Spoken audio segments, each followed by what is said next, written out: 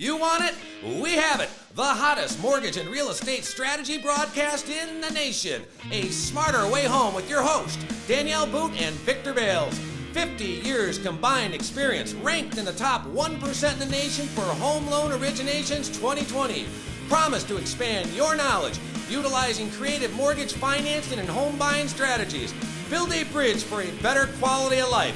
Get your brain cells firing for a smarter way home. And welcome to another episode of A Smarter Way Home. I am Victor Bals, your host.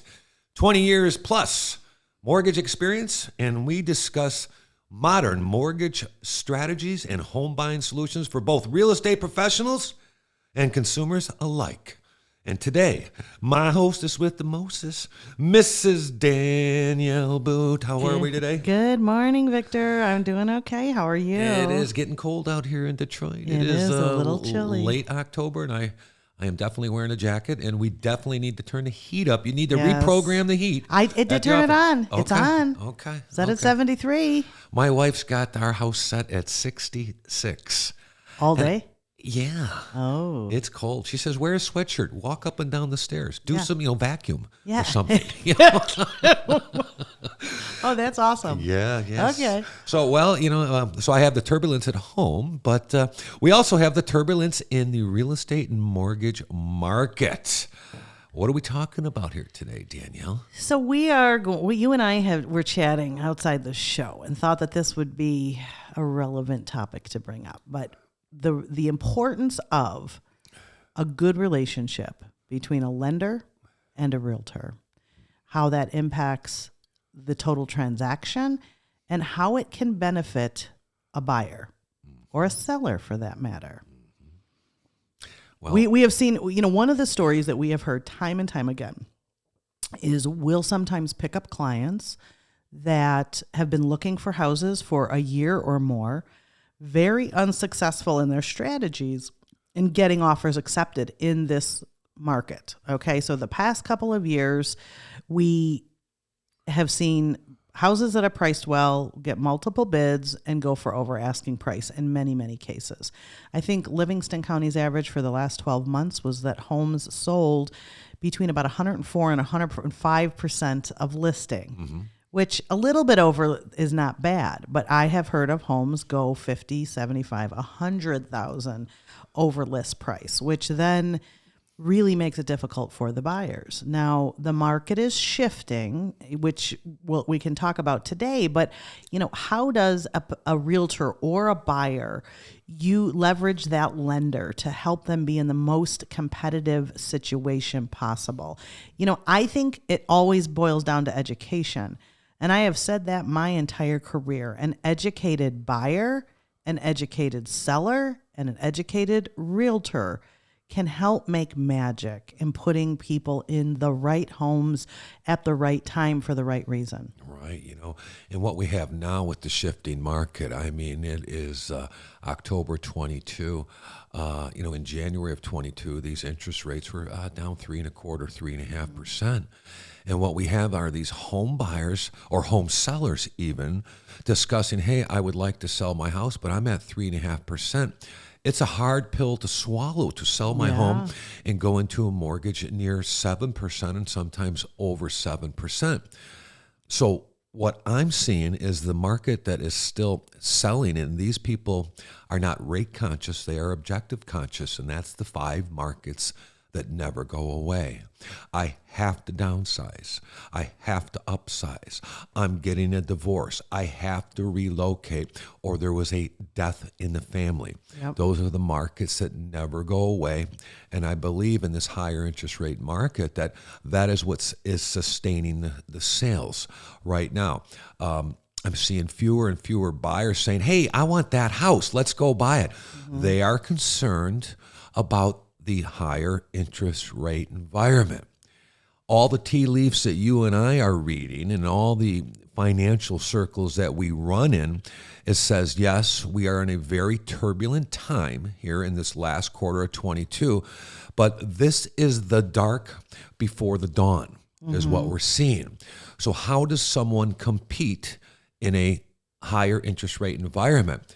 And like you said, this is where the real estate agent and the lender and the borrower are key to get closer and closer together. And we as lenders, and we as also licensed instructors for the state of Michigan for continued education, can bring product to combat those higher interest rate environments, such as that 2-1 buy down. Absolutely. That we discussed there. And so by us helping to teach these agents to roll this out to potential sellers and potential buyers, creates those conversations for products that make sense for buyers to move to the destination of where they want to get to. We have some. And when you talk about the realtors, if you look at the real estate population, I see kind of two sides of a coin. Mm-hmm. We have agents that have been in the business 5 to 10 years max.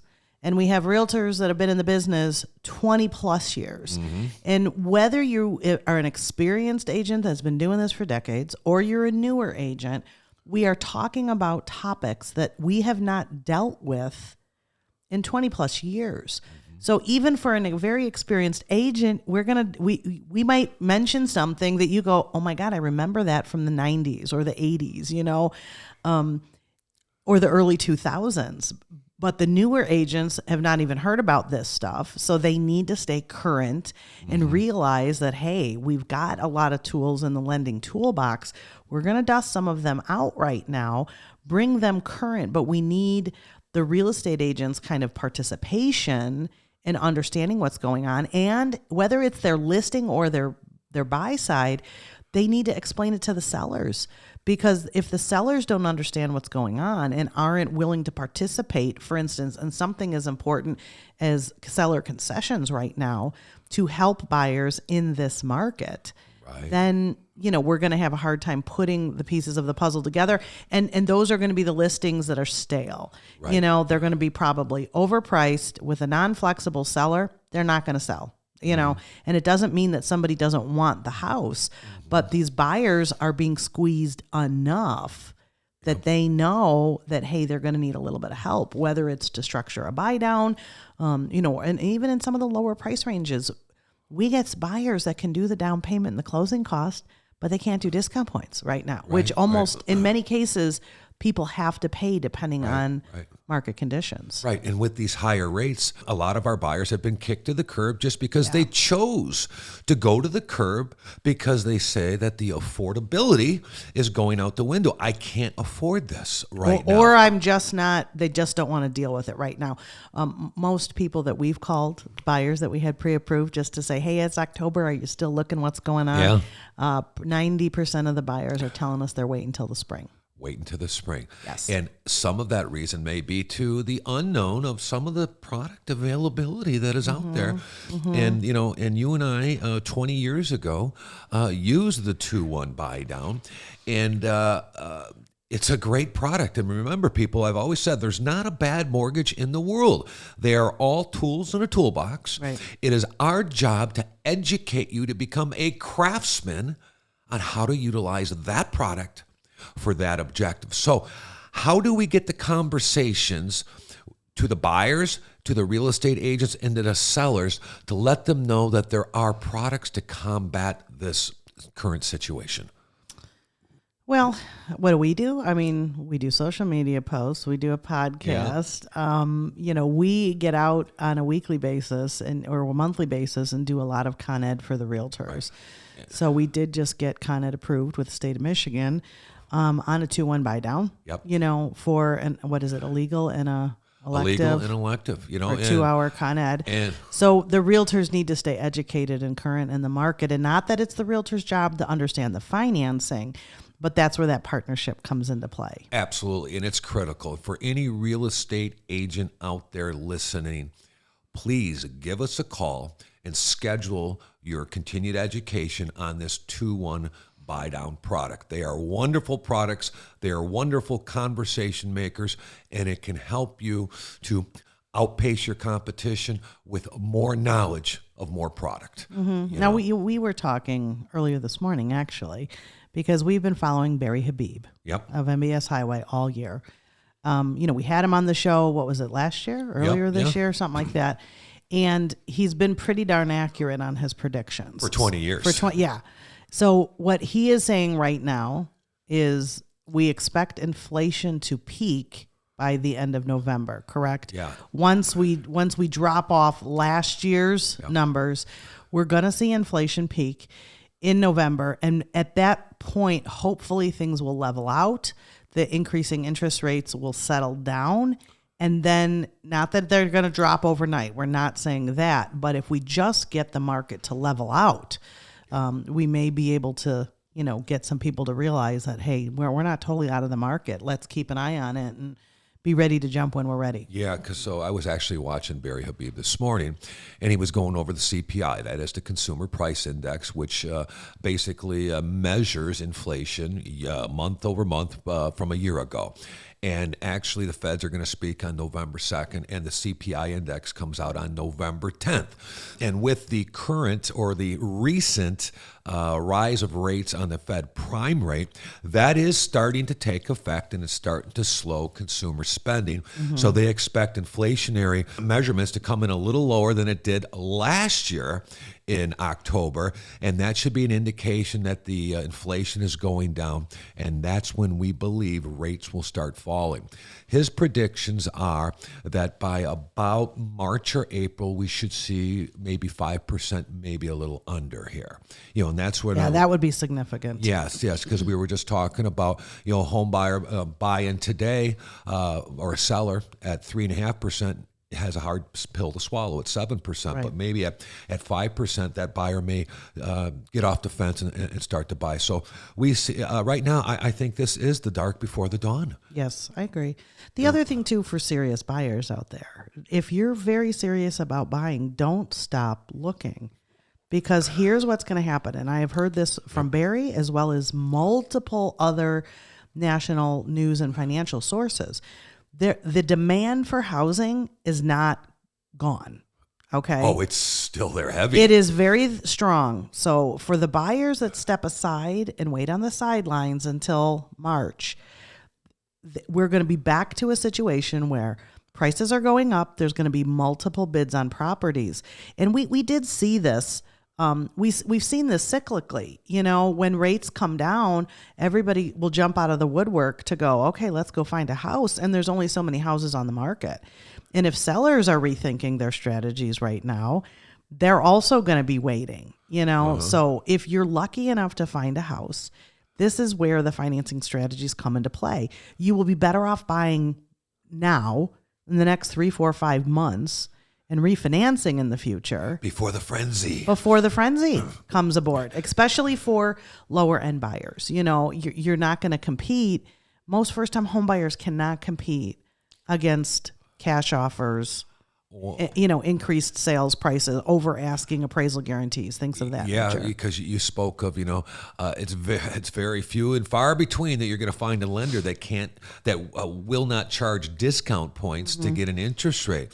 So let alone the buyers have the closing cost, the down payment, and the discount points, they're going to need help in some way, shape, or fashion, with either concessions or the 2-1 buy down that can actually help the affordability to ride them out until rates drop, and then they could refinance. I mean, the question is to any buyer, if you can buy a house for 2% lower than what today's rates are in a safe and secure manner, it's worth considering. Oh, it's a no-brainer, really. Yeah. It's a no-lose situation.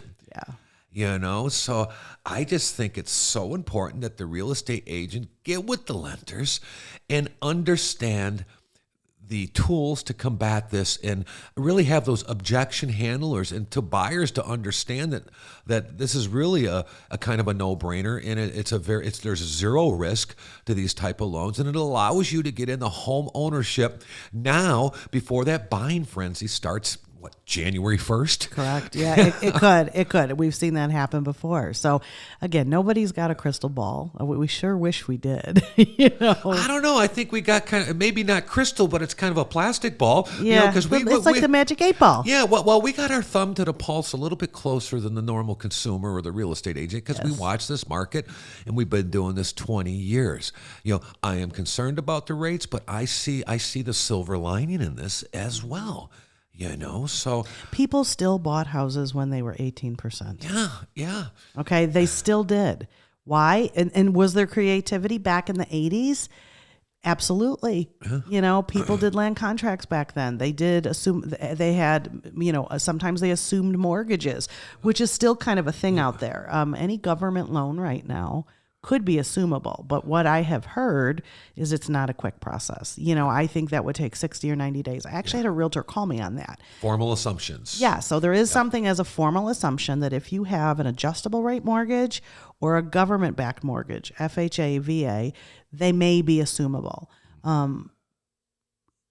That is something that a seller could potentially look into and offer, but it's not quick. Right now we're used to closing mortgages in about 30 days or less. Right. So if a seller had to wait 60 or 90 days for an assumption, they might not be willing to do that. Maybe they could.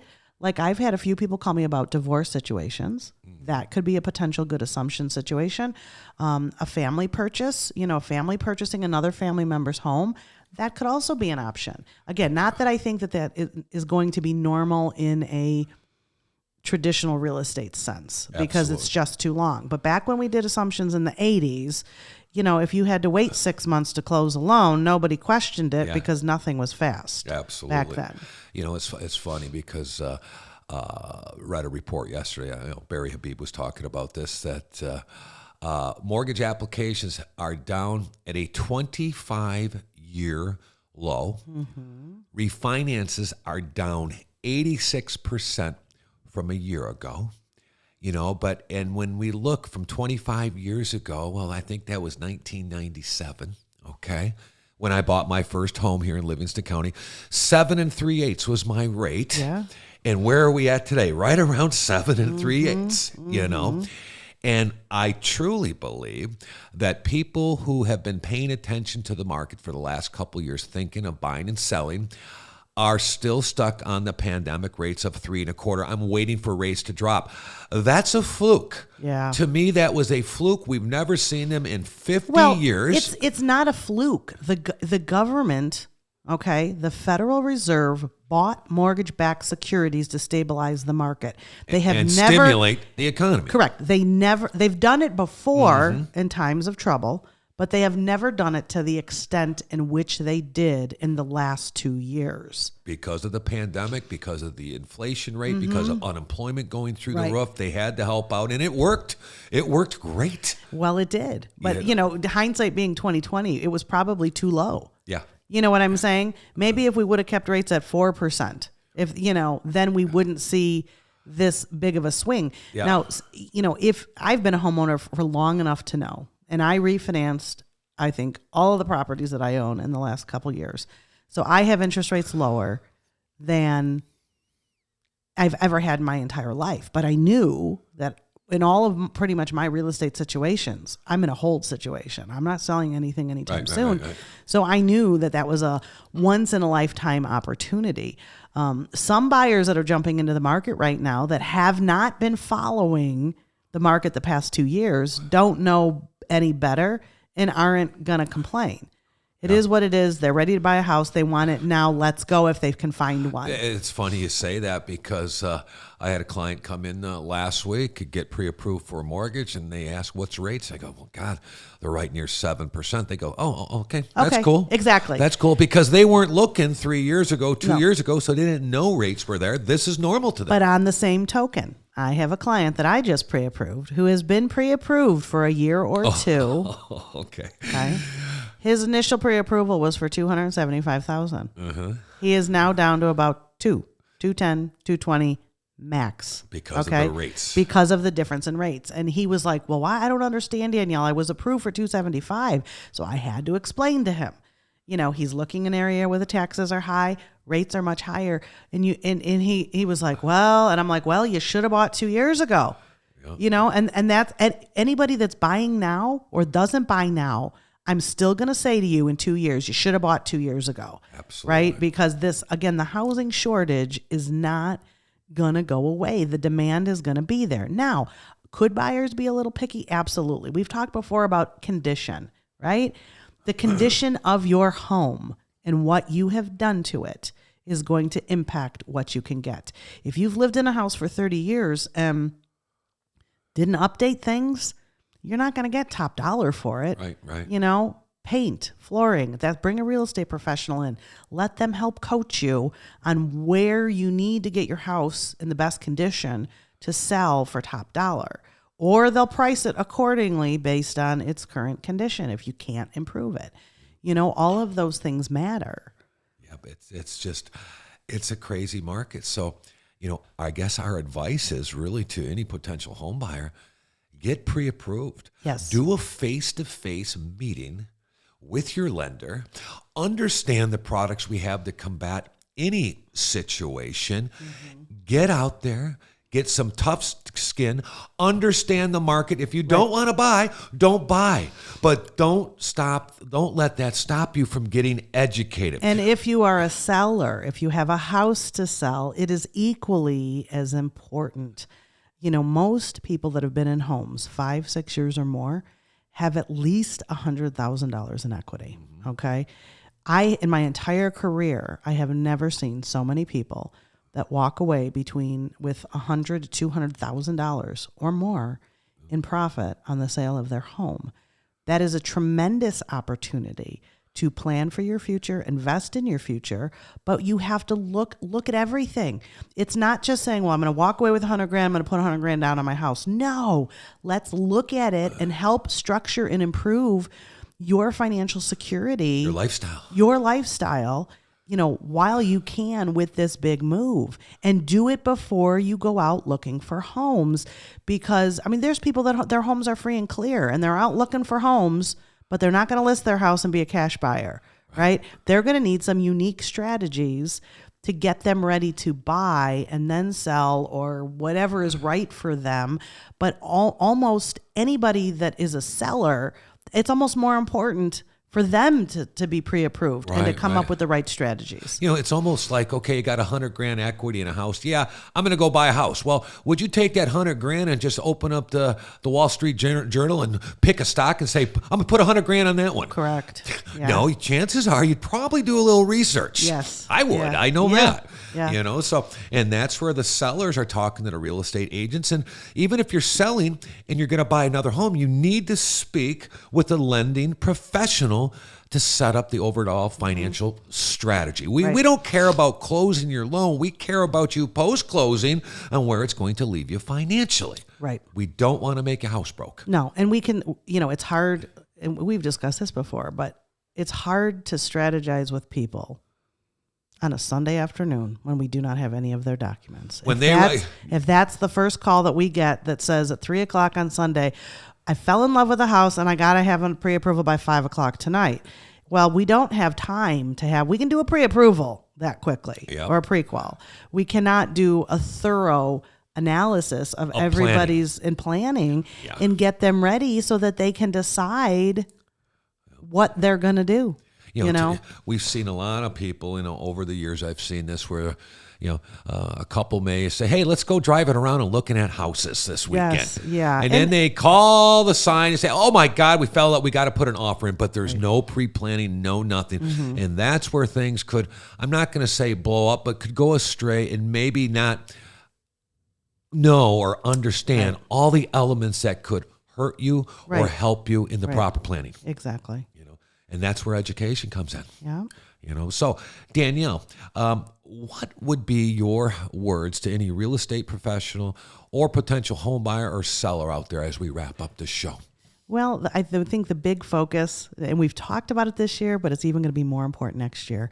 You know, realtors, buyers, sellers, pick your lender early, get to know them, and work on what your financial strategy is. That your lender needs to be involved in all aspects of the home process. Absolutely. You know, even for a seller, you know, if we're estimating what a seller is going to sell a house for, which is going to impact their pre-approval, to have a lender that you can call or text and say, hey, that will respond to you, you know, in a timely manner. We actually pick up the phone. Yeah. You know, that's going to help you in your real estate process. And especially we get calls from realtors all the time on transactions that we're not involved in. Yeah. Why? Because they need assistance in structuring a deal. Yep. And the other lender is MIA, or you're not going to get that level of service from a call center loan officer, and you won't get return phone calls. And that's a big part of it too.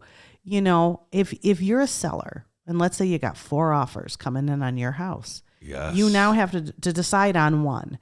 It's not just based on price, okay? Those listing agents will call the lenders. They'll call the realtor, but they're also going to call the lender. So if you got 4 offers, if you're a buyer, will your loan officer answer the phone after hours? On weekends. On weekends to advocate on your behalf. Yes. That is so key, because we are local here, and local lenders seem to take there is some precedence there, because we have local reputations, and they know a pre-approval coming from us is solid. And the seller is going to make a decision based on your pre-approval and the realtor. And the realtor's opinion of the lender and their communication amongst each other. Yeah. So as a buyer, do your due diligence early. Okay. Pick your lender early and know that you're going to get a huge benefit there. Right? Absolutely. Of course it's about rate. Of course it's about closing cost. But a seller is not going to be real happy if you decide to switch lenders after the offer has been accepted. Absolutely. In fact, they can say no, because, if your lender verified your pre-approval, committed to a closing time frame, and a high level of communication and accountability, that is what your offer was accepted on. So not having that relationship, not having a lender that's going to respond, not having a lender that's going to commit to what the deadlines are, your offer they'll pick somebody else. Absolutely. So it's all of us working together. Absolutely. So as we wrap up the show here, to all the home buyers out there, learn about that 2-1 buy down. For the real estate professionals out there, give us a call. Get your continued education on this 2-1 buy down. It is a wonderful strategy for home buyers, home sellers to combat this high rate environment until the dawn before the dark, or because it's coming. Things are going to get better, but how do we get through a turbulent market? Get educated. And with that, that's Danielle Boote and Victor Bals, and we'll see you next time here on A Smarter Way Home.